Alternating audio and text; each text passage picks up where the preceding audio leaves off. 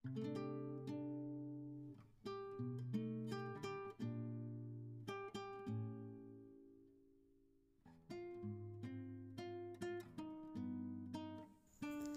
Everyone, it's me Anika Anwar. তো আমি আজকে একটা ডাল এবং একটা সুন্দর ডিআইওয়াই করতে যাচ্ছি, যেটা মেনলি হবে একটা সুন্দর ফুল। এটাতে আমি ফুলদানিতে বসাইতে পারবো। তো তার জন্য প্রথমে আমাদের লাগতেছে কিছু টিস্যু। তো আমি অনেকগুলো টিস্যু নিয়েছিলাম। তো তার মধ্যে কিছুগুলো আলাদা করে নিলাম, কারণ এটা কাটার সুবিধার্থে।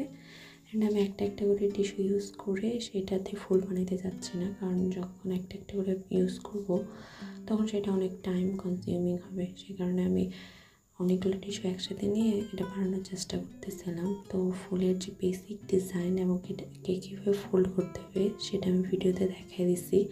এটাকে মেনলি সুন্দর করে একটা প্যাটেল শেপ দিতে হবে, যাতে আমাদের একটা সুন্দর করে একটা কিউট শেপ আসে। তো আমি সেটা দেওয়ার সময় দেখতেছিলাম যে আমার কাঁচিটা বারবার হাত থেকে ফিসলে যাচ্ছিলো, কারণ সেটা অনেক বড় ছিল অ্যান্ড মোটা ছিল, যার কারণে আমার এরকম প্রবলেম হচ্ছিলো।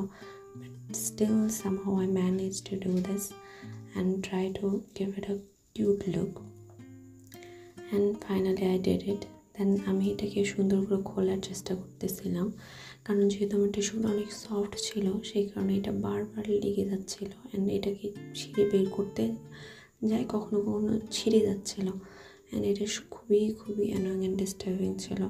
স্টিল আমি ট্রাই করতেছিলাম যাতে এটা সব কিছু ঠিকঠাক মতো হয়, কারণ আমি এর মধ্যে কিছুগুলো নষ্ট করেও ফেলছিলাম।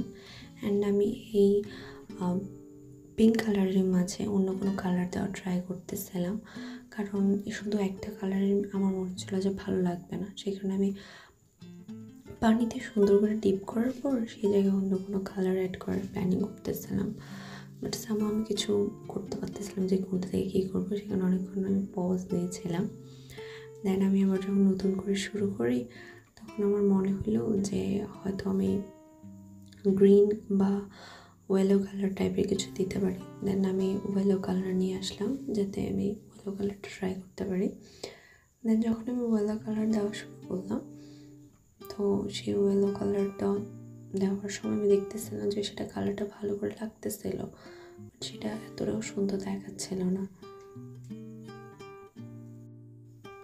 স্টিল আমি ওয়েলো কালার দেওয়ার ট্রাই করতেছিলাম অ্যান্ড আমি দিচ্ছিলাম অ্যান্ড এই ইয়েলো কালার করতে আমার কিছু ফুল ছিঁড়েও গেছিলো।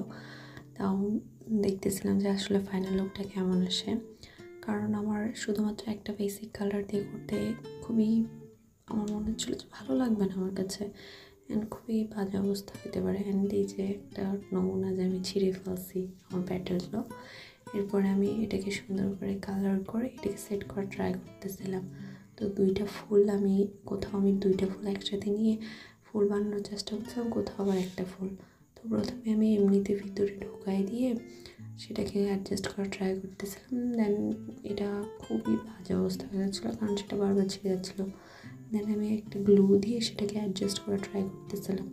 তো আমি যখন গ্লু দিয়ে অ্যাডজাস্ট করতেছিলাম, প্রথমে কয়েকটা গ্লু দিয়ে খুবই সুন্দর করে লাগতেছিলো, কিন্তু পরবর্তীতে আমি যখন বারবার গ্লুটা ইউজ করতেছিলাম তখন কিছু গ্লু আমার হাতের মধ্যে লাগে যাচ্ছিলো। সেই কারণে আমার হাতের মধ্যে লাগে যাওয়ার কারণে সেই গ্লুগুলো আমার হাত থেকে বের হইতে অ্যান্ড সেই টিস্যুতে লাগার কারণে সেই টিস্যু আমার হাত ছুটে আসতেছিল না, অ্যান্ড আমার হাতের সাথে সেই টিস্যুগুলো চলে আসতেছিলো। সেখানে আমার যে ফুলের বেসিক শেপ আছে সেটা নষ্ট হয়ে যাচ্ছিলো। অ্যান্ড যদিও এটা কাজটা অনেক ইজি লাগতেছিলো, বাট এটা একটু টায়ারিং ছিল। But still, somehow I managed to do this and I love it. And when I see the final result, I'm just loving it. And I was thinking that it will really nice when I will put it in my jar. Then somehow এটা finish করলাম, and finish করার পর দেখতেছিলাম যে আসলেও এতটাও খারাপ লাগতেছে না।